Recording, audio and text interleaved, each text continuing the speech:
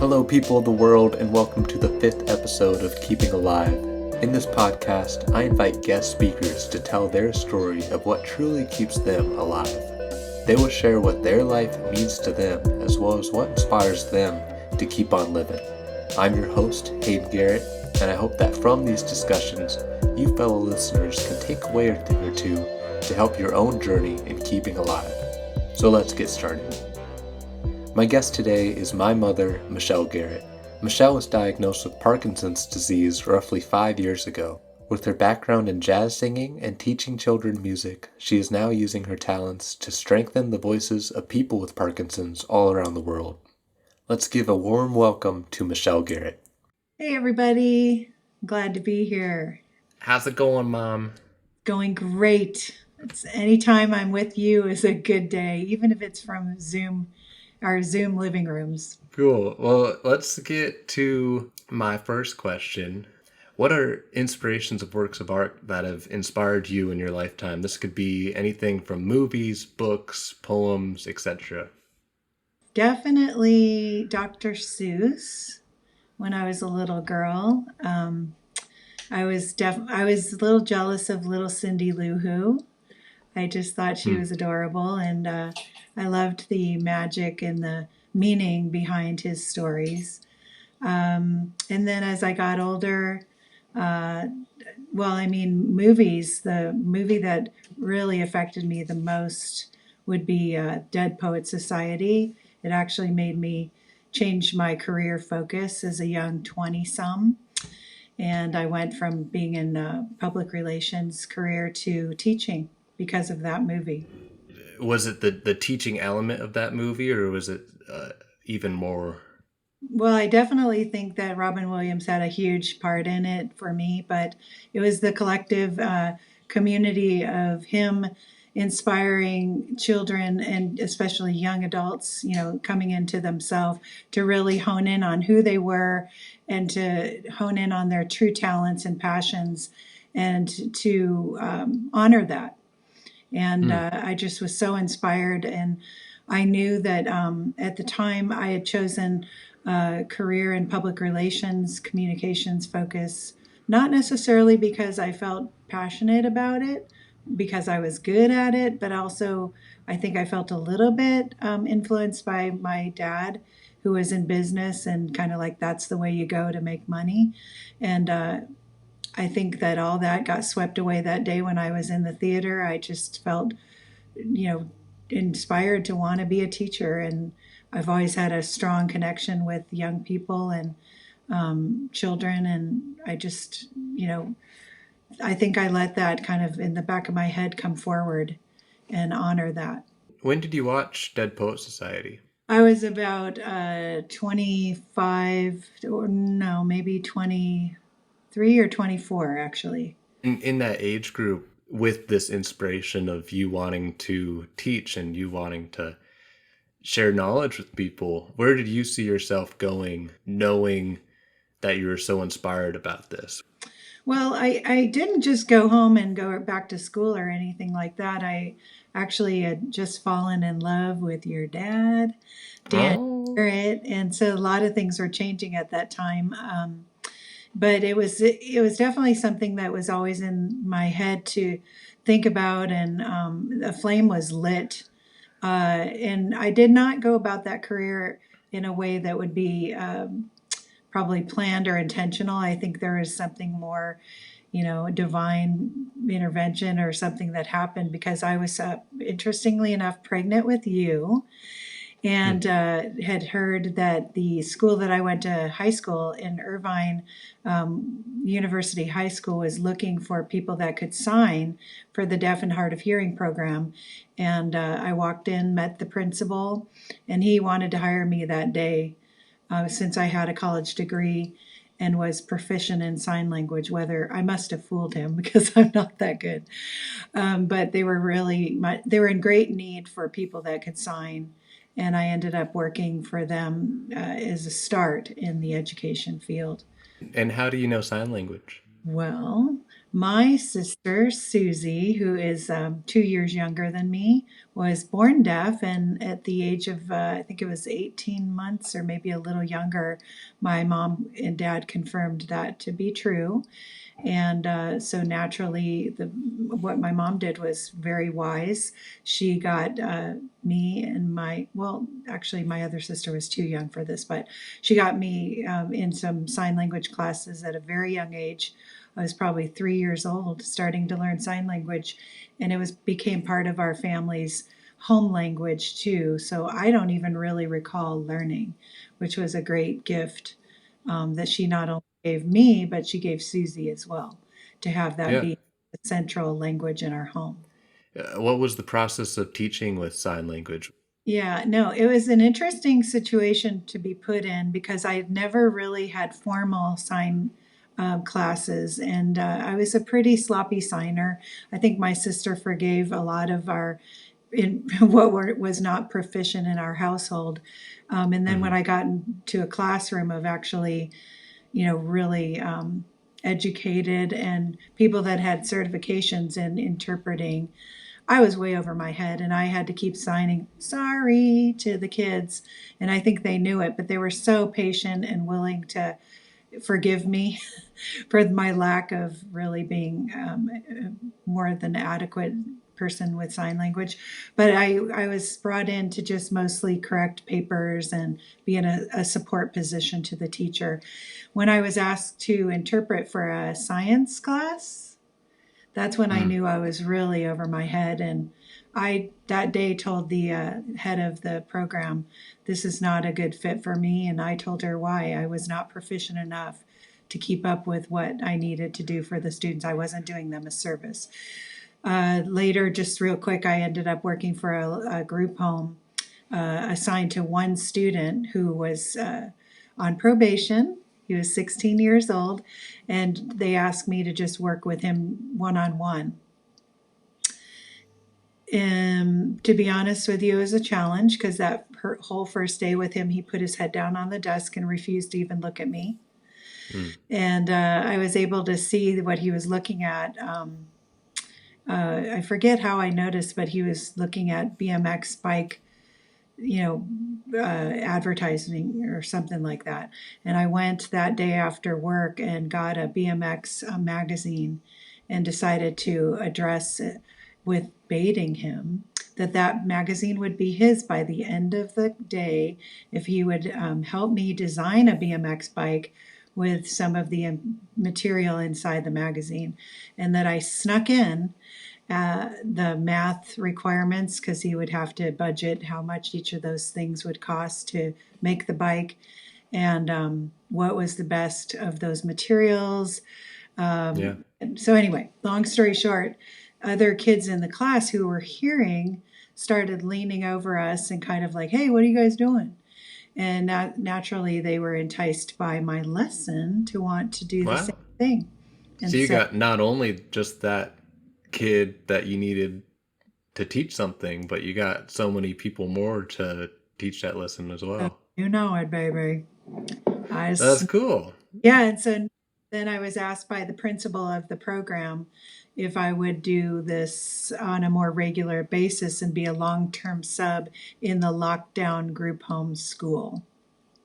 Yeah, and so I want to talk about that, but I think just talking about this little sidetrack thing, um, there's a lot of parents right now who are dealing with the struggle of trying to teach their kids, and they might be having similar situations that you have had in the past for teaching someone who really doesn't want to be taught. Do you, with your years of experience with teaching, is there anything that you can think of like little tips or tricks to tell these parents how they can share knowledge to their children? Well, first of all, I have to say, on the note of where we are, and with the quarantine and kids being homeschooled, I tip my hat to all the young parents out there that are trying to not only navigate that, which they probably do not feel very well equipped for, nor were they educated for, but also, they're probably trying to juggle a lot at home with their own work and managing a house. So it's nothing that I want to sit up on a high pedestal, even though I am on a high stool, to really come off as though I know the answers. But I would say hone in on what their true passions are, similar to this student a long time ago. I paid attention to him. I found what was of interest to him and I made it into a project. I think one of the things that parents have at their disposal now is a lot of information where their child might be watching something on YouTube whether it's somebody creating a Lego land or some of the games they're playing, and how could you take that same thing, the Lego experience, or what's that building thing that kids do, or Minecraft. Minecraft, thank you. One of the children that I nannied for did that almost every day after school as his reward, screen time. How can you take that same subject and tweak it into something that's a learning experience, like a math equation? With Legos, I'm going to divert a little bit to teaching preschoolers music. I took colored Legos to create a lesson on basically creating their own melody. So every color was on the xylophone, that they created a melody with those Legos in a row. And I showed them how that was their own song. It's paying attention and kind of sneaking in the learning with, having it be on something they're interested in.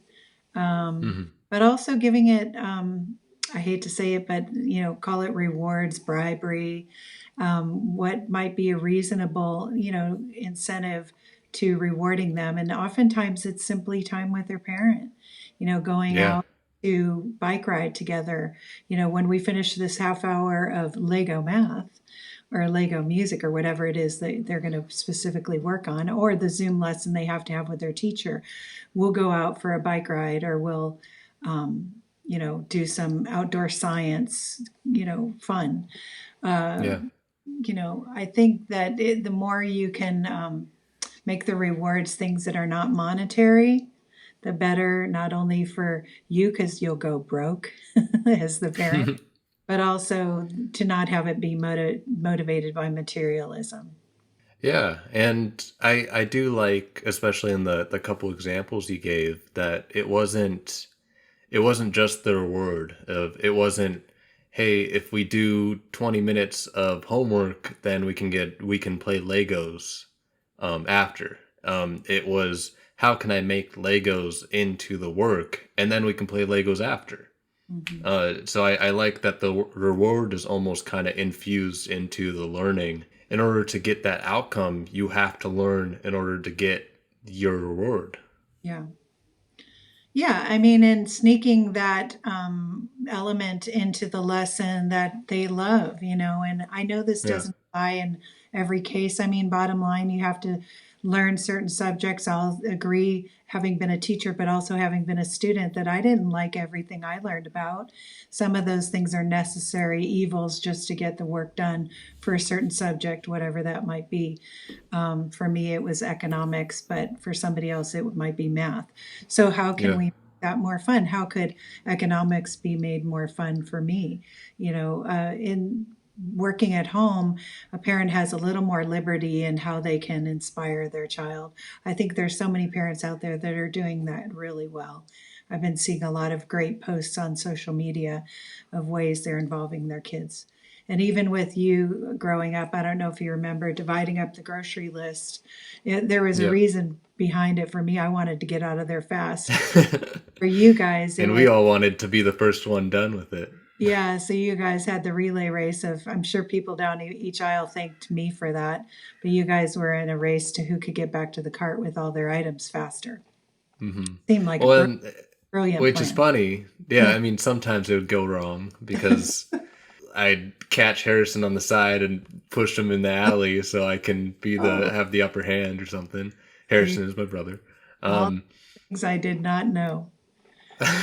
Well, I mean, it's prison rules if you're not in sight of mother. But it's funny that helped. I mean, in my pursuit of adulthood and now going to the grocery store myself, that has helped me think of, I've had experience already being alone in a grocery store trying to find where eggs are or something, where you didn't have to hold my hand through the process. I had to, I was running through the grocery store trying to find eggs as fast as I can, but now it's like I always know where eggs are because I did it myself. Yeah. Yeah. Yeah, yeah. Yeah.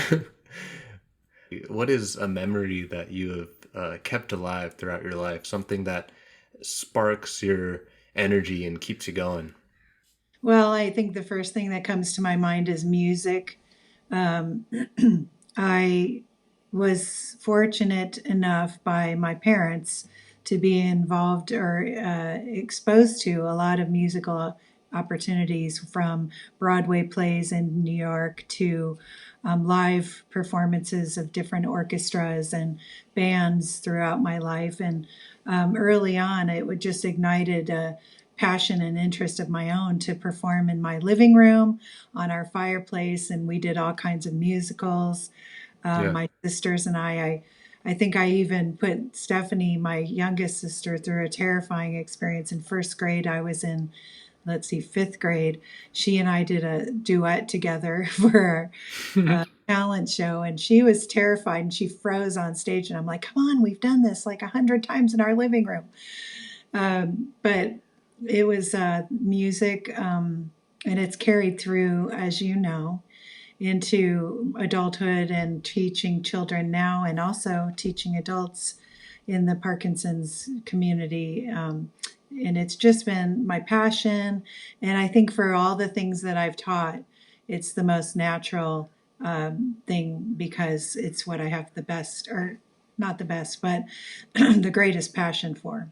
Yeah. Yeah. Is there any like specific memory that comes to mind with music that you have, that whether it be the first thing you were proud of with your music ability, or a concert that you went to that really impacted you? Well, I think I'll just say the first Broadway play I went to in New York was Shenandoah. It's a little bit obscure, but my parents let me buy the album Mm. outside in the lobby, at the intermission, and I wore that out. I mean, I still today can sing every song from that album.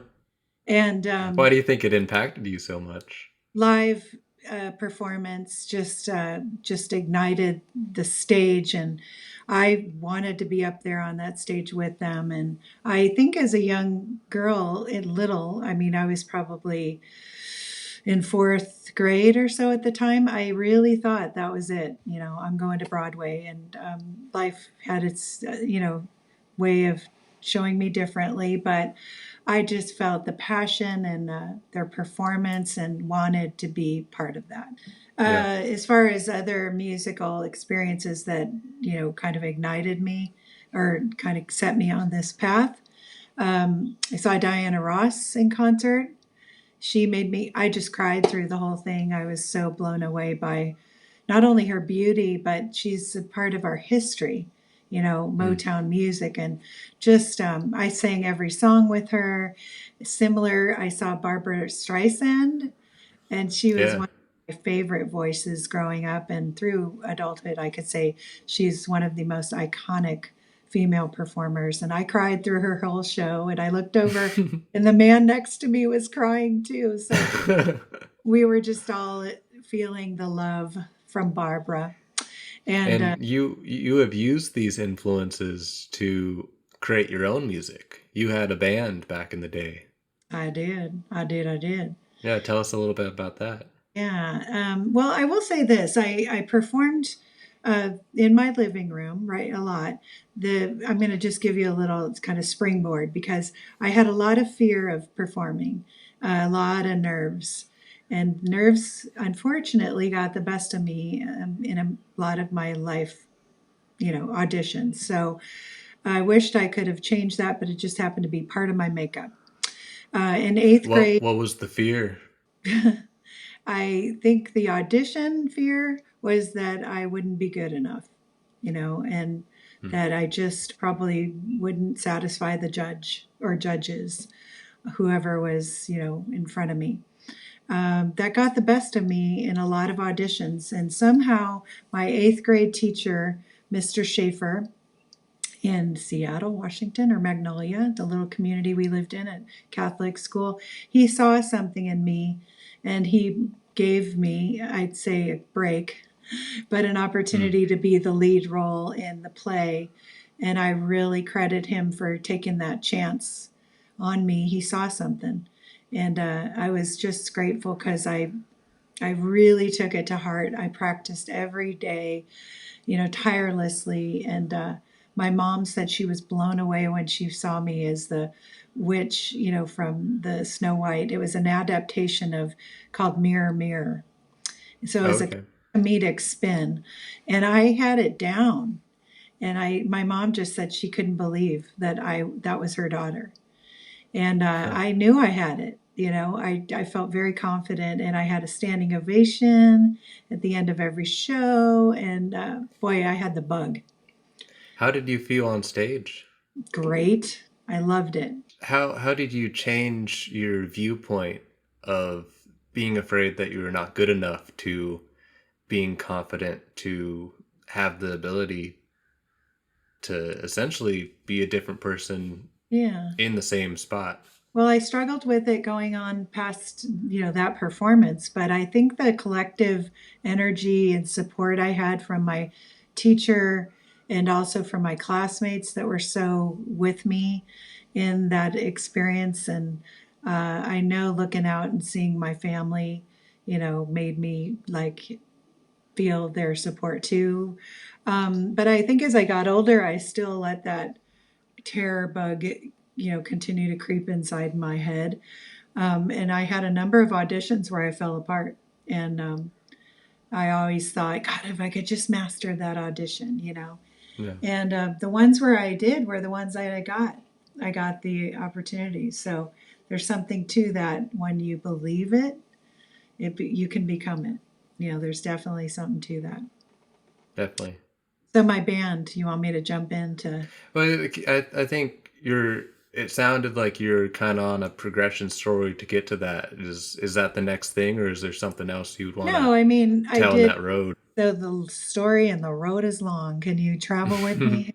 I think the next thing I would kind of go into for my experience in performing was high school choir at an all-girl Catholic school, and we did a lot of classical and a lot of Latin performance, and it was really good training. So that base of training was great for me vocally. And then we moved. So I did a musical when we were there with the boys' school, O'Day, and we did West Side Story. And I had a understudy part for Anita, and I was always praying, terribly admitting that Anita would get sick or break her leg or something, and she never Oh did. no. Darn it. But I played my part really well. And my part was, I know you do. That was it. I did that well. And I You're right, did. that was you. And then we moved very shortly after the musical was done. And the director had said, Michelle, I'm going to set you up. You pick the next musical for your senior year. I want Wow. you in the That's a lot of lead. power. And we moved very shortly thereafter to California for my dad's job. And Dang. my heart was broken because I was really excited to be, finally I'm going to be in the lead role. But Yeah. I made the best of that opportunity to move, and I was, uh, well, anyway, I went into student body position at University High School in Irvine, which was a co ed, large public school. And I just tried to make the best of my senior year. What can you do? You could How sit did on. you try to you said you went to leadership. Yeah. Was there other things? Did you like try new things to try to make the best of, or what is the best of in Michelle's eyes? Well, you can only sit down for so long. And my mom was a big motivator in saying, this is what you make it. And, this is your senior year. What are you going to do? Like, make the best of it and make it the experience that you want out of it. Or, if you choose the opposite, that could be pretty downright depressing and awful. What are you going to make of it, basically? Yeah. So I made some posters. People didn't know me, so I stood in front of the whole student population in the gym. And I said, you don't know me, but I don't know you either. And my name's Michelle Best, so naturally I'm the best for the job. And I got it based on, I think, my last name, but also I had some guts going up there in front of everybody. And Yeah. I think people bought into the idea that she must be the best because, her last name, but she also had the nerve to get up there and say that. And I got into the performance again department, the theater department, and they had some. I'm sure you remember this from your theater days, Hayden. The director and teacher, I'll never forget, Mr. Trevino, had favorites, and they were already kind of handpicked and groomed for their roles. And I came Yeah. in. He told me at my audition for oh gosh, something about business. Oh gosh, now I'm totally blanking. Oh, how to succeed in Thank business you. How to without succeed trying or something. this without really trying. That is a mouthful. He Yeah, told me that's a lot. I was the part, or I should have been one of the leads because of my performance in my audition, but he has me as the understudy because this person had been there longer in the theater department and she had. So that was once again, I was the understudy praying for someone to get sick, ode to the understudy. And I enjoyed it because I was part of the ensemble and I had fun with a lot of friends. And, again, it's called making the best of it, right? Yeah. But I got to sing um, the senior graduation song. Oh, So, that's cool. so there. And I do remember going back to see Mr. Trevino after graduating when I was performing professionally and let him know I was performing professionally. I think I was doing it just more for me because I don't think he acted like he cared, but I cared. So, just to make sure yeah, just so you know. you can't be an understudy of yourself. Going forward, I kind of was a late bloomer in terms of wanting to make a go at performing, and I had to get over a lot of nerves. I auditioned more than once. I think I auditioned for Disney 3 or 4 times and always let the nerves take over and did not do my best performance, but I learned from each one of them. I ended up getting together with a bunch of jazz performers and we had a band called, ready, drum roll, In Sync. In sync. NSYNC, all capitals. Sounds interesting, doesn't it? Yeah. This was what time? This was like 90s or something? Yeah, so let's see. We were together for 8 years and we had to give up the name in basically 98, 97, 98, because I never trademarked the name. And our band was performing all up and down Southern California, LA, Orange County, San Diego. And once In Sync, the boy band, became the thing, we could no longer use that name. We would have gotten in trouble, but it was a good learning experience. How dare they? You were the first sync. You were the most innest sync. Was most In Sync. Well, and I learned, again, something from that. I think we're always here learning that you have to, if that's your name, you better, do that legally because we had it for a long time. I had a great time with the guys, but it was a lot of work. And I was raising children at the same time. So, yes, the lounge singer, as beautiful as she looks there next to the piano, I was performing till about 2 in the morning and having to wake up the next morning to get my daughter to school at 8 a.m. with a little Wow. guy in tow. That was you. That was And, me? I was during my most, what would you call it, gigs, most frequent gig, part of my life, I was producing Harrison. I was in development of another child, having my third child while I was performing 3 nights a week in a lounge and a lot of corporate and weddings and, all kinds of gigs all over. So it was a lot of fun, but it was also very tiring. Yeah. So, yeah. So going back to students on teaching students on probation, that was your first kind of teaching gig, correct? Outside of working for the Irvine School District and working in the deaf and hard of hearing classrooms, that was the long term assignment I was given by the principal who saw how the kids were responding to me with that BMX magazine lesson. She just Yeah. had to come through and watched me work my magic. How did you work your magic at the school with kids that probably did not want to learn at all? Well, let me just tell you something. There was no magic. And it was a humbling experience for me. And I'll give a lot of credit to the head teacher, who is still today a friend. I wish I saw her more. Her name's Barbara.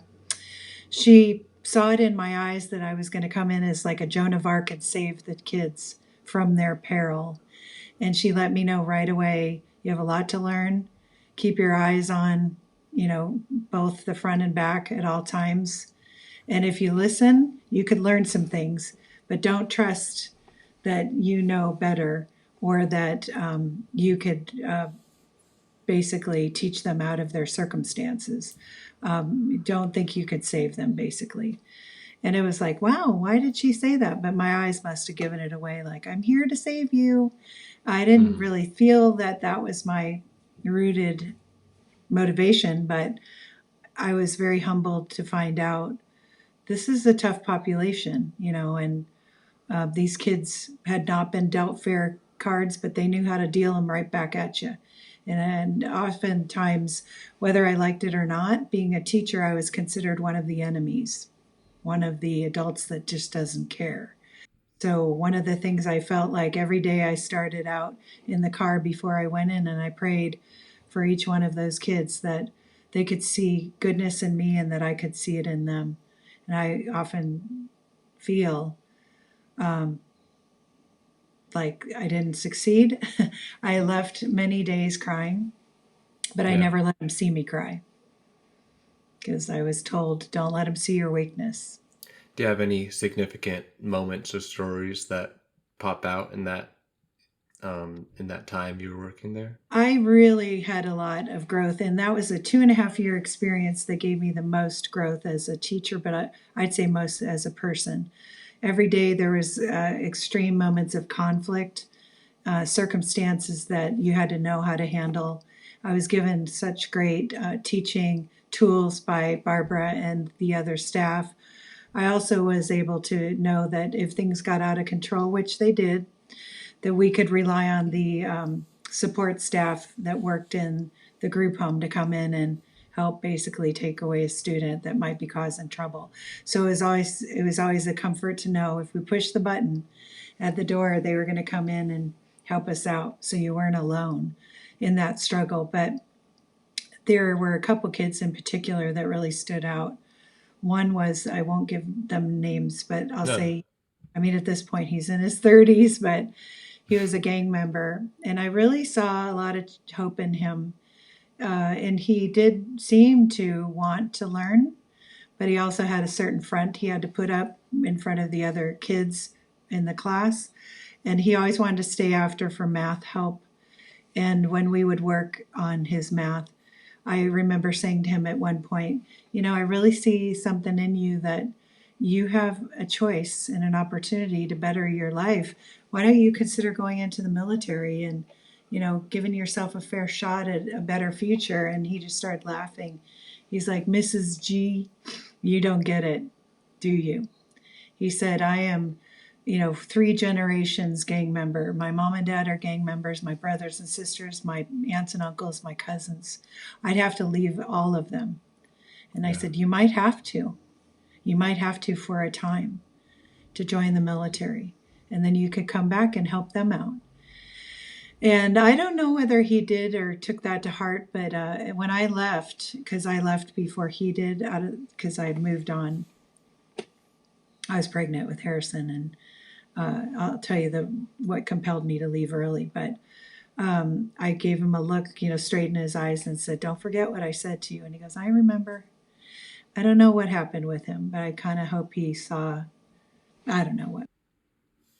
I think it was good that, I mean, he had somebody that did believe the best in him.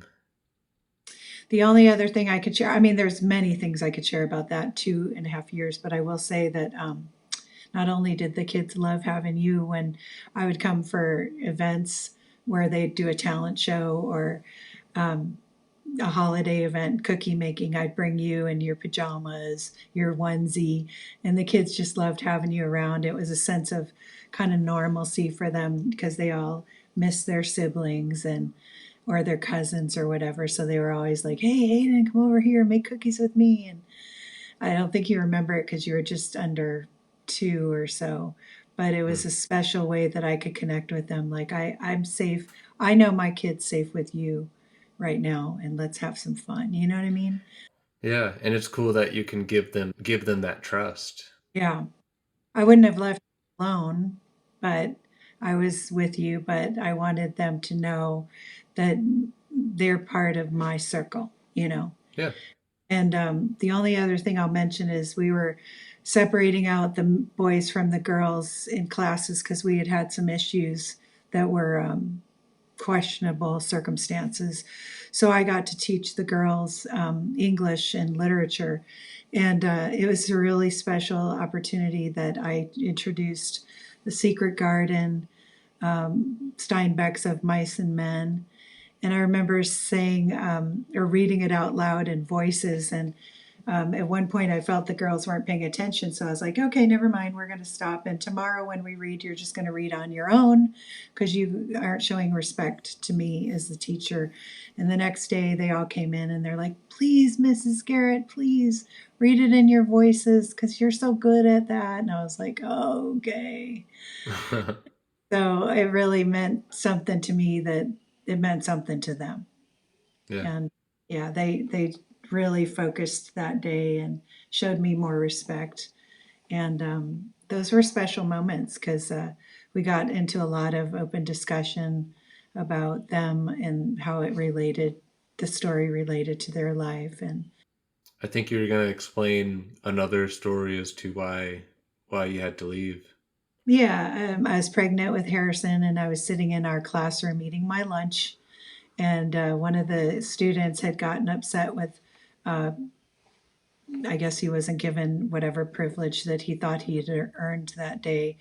And so he came to the door of the school and kicked in the window.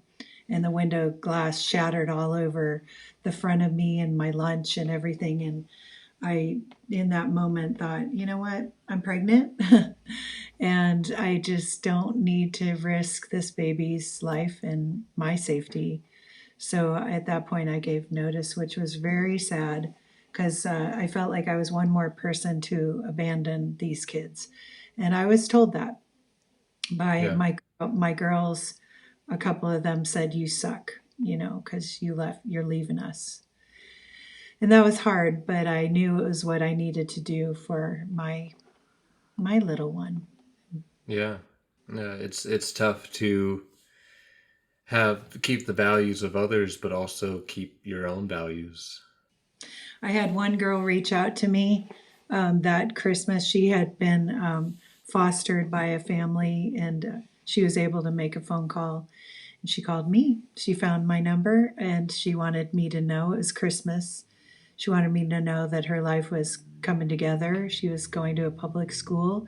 She was showing up every day for school. She was still singing, and she was grateful for my training I gave her vocally, and that she felt that she had been given a lot of good tools from me, and she wanted to Yeah. thank me for that. And that was a special Christmas gift she gave me that day. That's really cool. Yeah.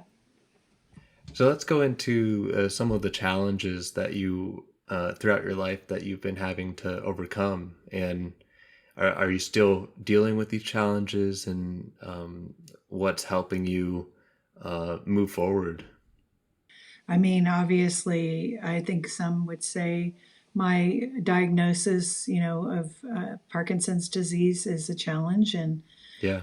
I would agree.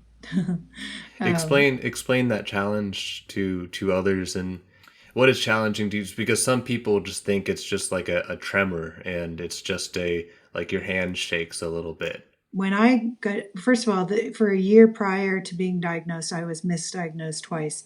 That's really common, I've learned, for young onset, because when you're 48 years old, a doctor doesn't want to go to that being the diagnosis. They really want to narrow it down. I think that I had signs of Parkinson's well before I even was misdiagnosed. What year would that have been? So it's been 5 years. So that's 15, 14. So probably in the year of, 2009, 2010, I was training to run, 10Ks, and I was having the worst cramping in my left foot that would have me seriously have to stop running, or my foot would just start dragging. And I just thought my foot was just, there was the shoes. I was just thinking, I'm just, getting tired. Well, those might have been some of the early signs of Parkinson's for me. Mm-hmm. I didn't even know. Also, loss of sense of smell. That's a common early sign. I'd lost my sense of smell many years before I was diagnosed. In many ways, I'm grateful because our dog stunk, right? But that was another sign. I had no idea, right? And then I've come to find out now, having this greater knowledge from in my community of many wise people, mostly people with Parkinson's, that I've learned the most from, and then doctors and researchers, that this is the tremor and your body rigidity movements that you see are the tip of the iceberg. Yeah. Everything below is most that afflicts me, and that is anxiety, extreme stress, nervousness. I never used to feel as much of those feelings that will actually almost paralyze me to not being able to perform a job or go out or continue a day at work as a teacher, even because Yeah. of those elements. That surprised me to find that out. It Mm-hmm. discouraged me too. But then I've learned how to cope with that, and I've been doing a lot of great things to help overcome. But when it comes on, man, it comes on strong. The other Mm-hmm. thing is fatigue. It will. I've likened it to being like a robot that's just been unplugged, and I feel like I just have to just. I've had to pull over in my car on the freeway in traffic to just try to wake myself from that fatigue moment where Yeah. I just feel like my battery just completely shut off. That's something I did. Yeah.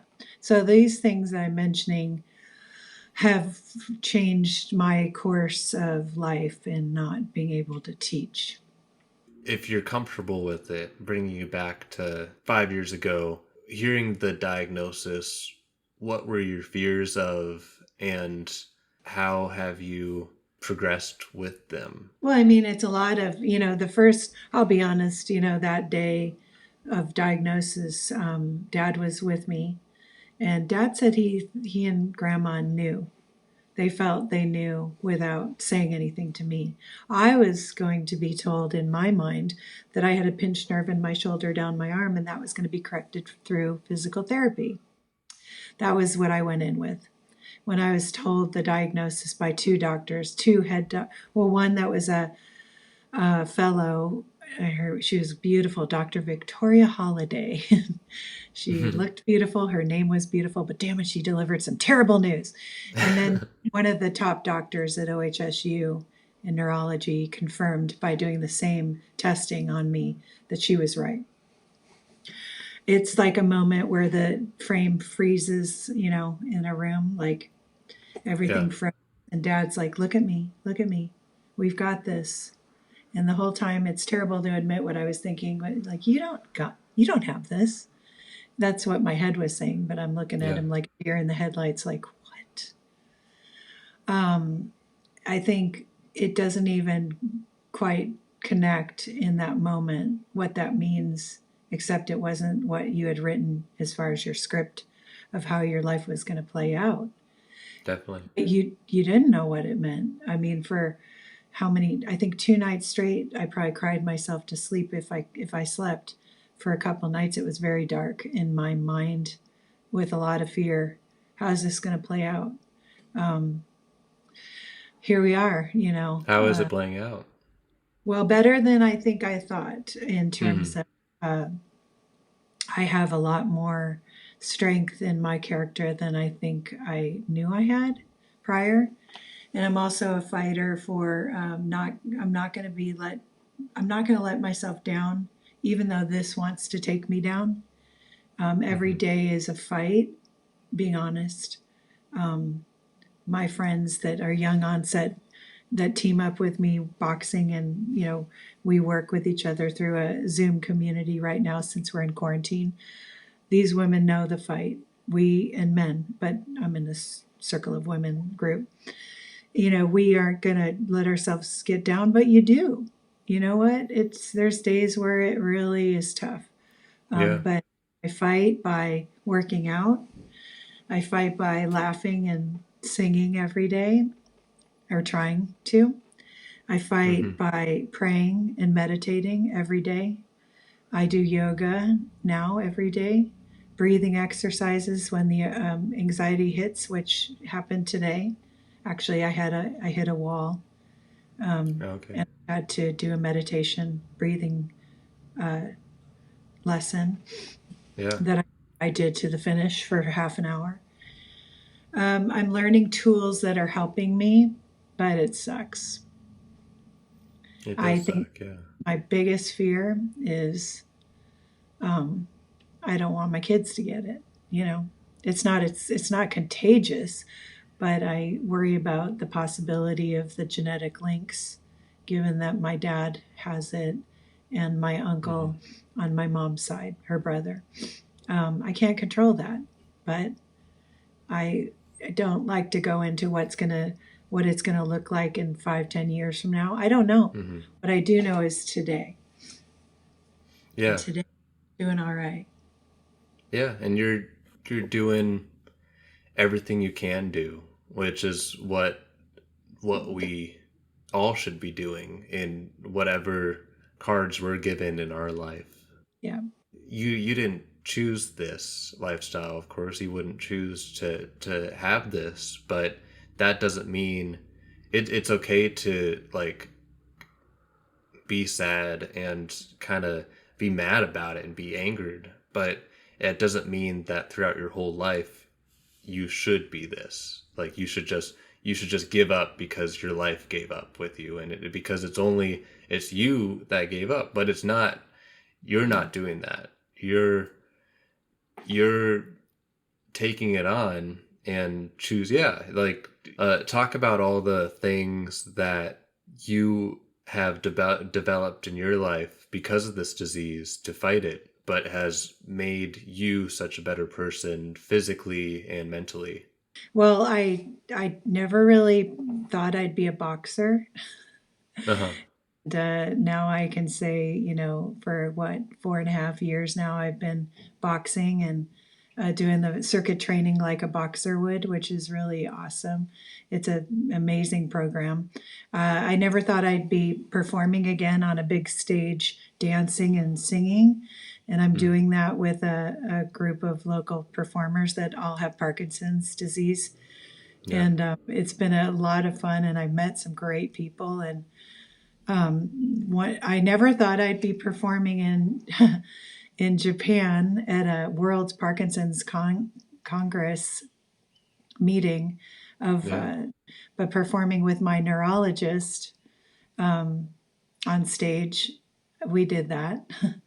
And Hmm. I didn't know that I would one day be leading vocal lessons and sing alongs with people up and down the West Coast that have Parkinson's. And we're sharing in that experience through me leading them through a Zoom sing along class and voice training. I didn't know that would happen. And here we are. Definitely. That's been wonderful. I didn't know that I'd hike up Sisters, Oregon with dystonia in my foot that I thought wouldn't allow me to go 1 mile. And we did 6.5 miles that day. Yeah. It like there's limitless opportunities, and it's a matter of having this attitude of what can I do, not what can I not do. Hmm. I may not be able to run a marathon anymore. Actually, I don't even want to anymore. But Who does? truth be told, but what can I do? And um, yeah, the other attitude or thought I have is, it might look and feel a little different, but I'm still dancing. It might look and sound a little different, but I'm still singing, and I'm still laughing and having fun. And even if I'm still, or my girlfriends and I laugh and tease each other that one day when we might be in wheelchairs, we're going to rock those wheelchairs. We're going to have the biggest paint jobs and cool wheels. And, it's just, I'm not alone. I know I have the greatest supportive family, and you're part of that, Hayden. Yeah. And I know that I have the greatest supportive friends, not even my friends with Parkinson's. I have a great community of people that are walking with me, and I'm grateful. I'm not alone. Yeah, and you've built a community through this of most of your best friends now are people with Parkinson's, and some of them are even across the world from people that you've met. Uh, that you have connections in, what is it, Ireland or Wales? Yes, I've And a friend in Ireland, a friend in Germany, a friend in a couple of gals in India. Oh gosh, friends all up and down the coast here, Australia.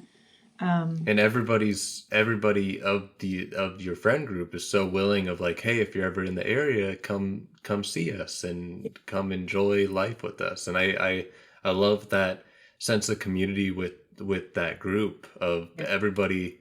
There's a lot less taking life for granted, because you have a constant reminder of like that life does end, and we gotta make sure that we're feeling it, yeah, we're living it every day.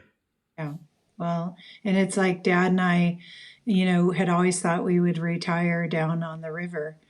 And we chose to jump forward and do that. As you know, for 2.5 years, we lived right on the water on the Columbia River in a Yeah. floating home, and got to drop our kayaks right off our back patio into the water and dive in when it was warm. And well, the water was never warm, as you know, but Hmm. the days that were warm, and really lived it up and loved it. And that's what we're supposed to do. We're here now. We don't know what tomorrow's going to bring. It's not even about having Parkinson's or not. It's about life, living it. And I think I'm an example of that. You are an example of that, and it's cool that you know that. I was also gonna say, with the fear that you have of the fear changing from me with Parkinson's to a more selfless, a fear of your kids having Parkinson's. That is something you can't control. It's not something that you're like, oh, it's not something that you even knew in the process of having children, that like, oh, what if my kids have Parkinson's? Yeah.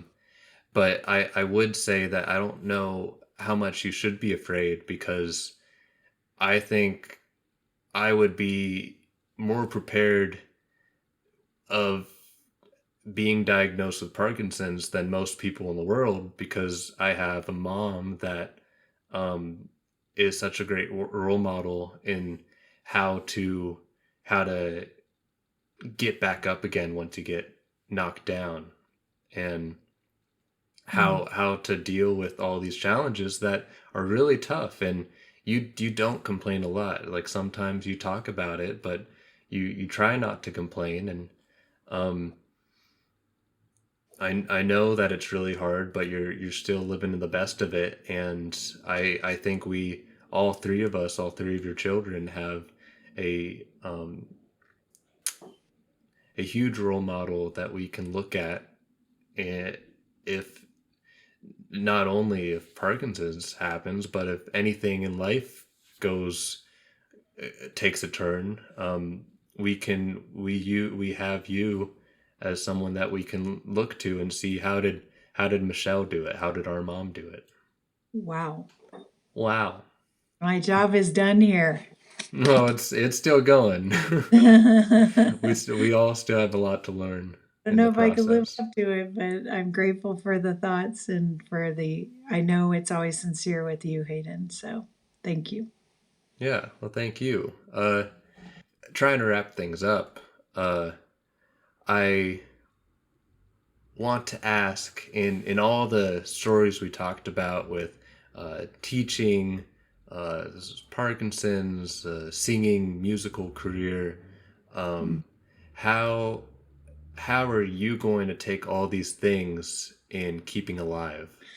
Well, I mean, I think that keeping alive is just simply, every day is a gift. When I wake up, I'm blessed that I get to breathe again. And simply put, I can get out of bed and my feet, well, kind of want to get me to where I want to go. And I think it's just an attitude of gratitude. And I truly try to live every day that way. And there was a wonderful Monsignor that I knew as a friend that I worked with at a local church, and we would have milkshakes together. So I called it Milkshakes with Monsignor. And one of his prayers that he offered me as a simple way to start each day was, what will you have me do today, Lord? In other words, opening yourself up.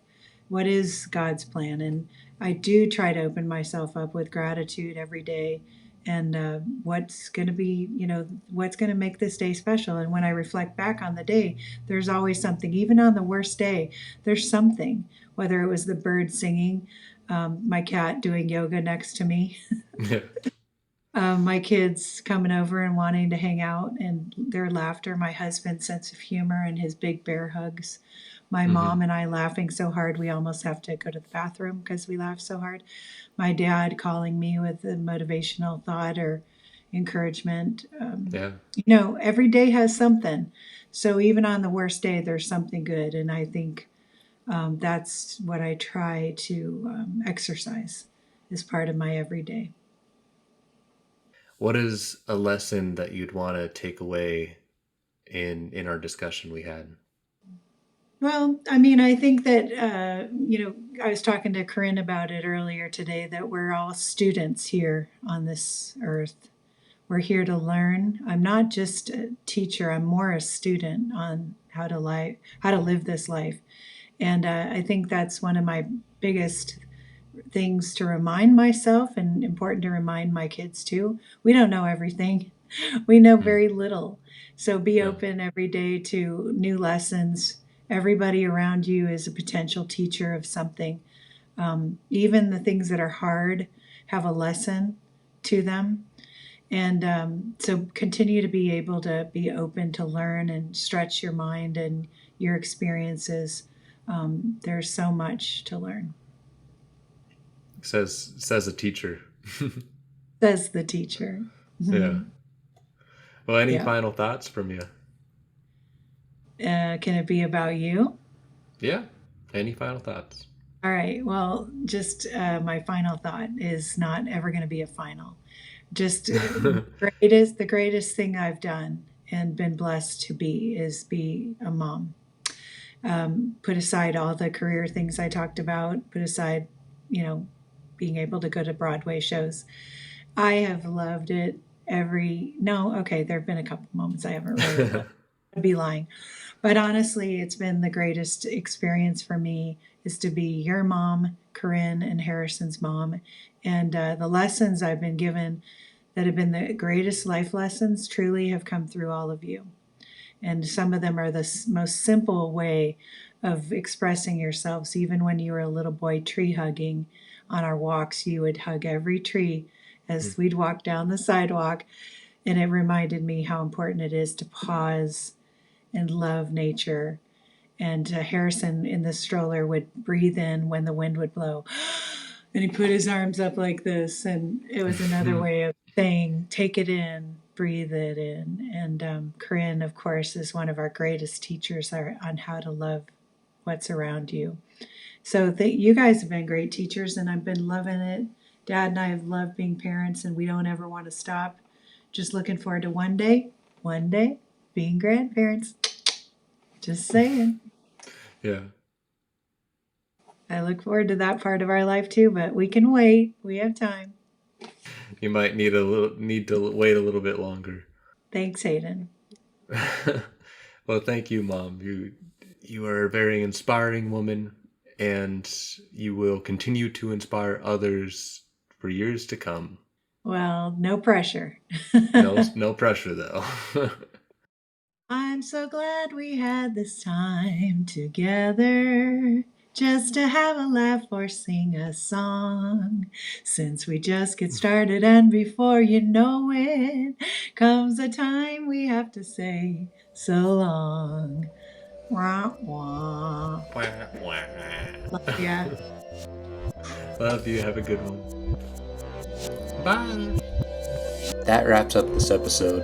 Thank you to Michelle for being today's guest. Special thanks to Harrison Garratt for creating the show's music and to Visual Aid Inc. for supplying the show's equipment.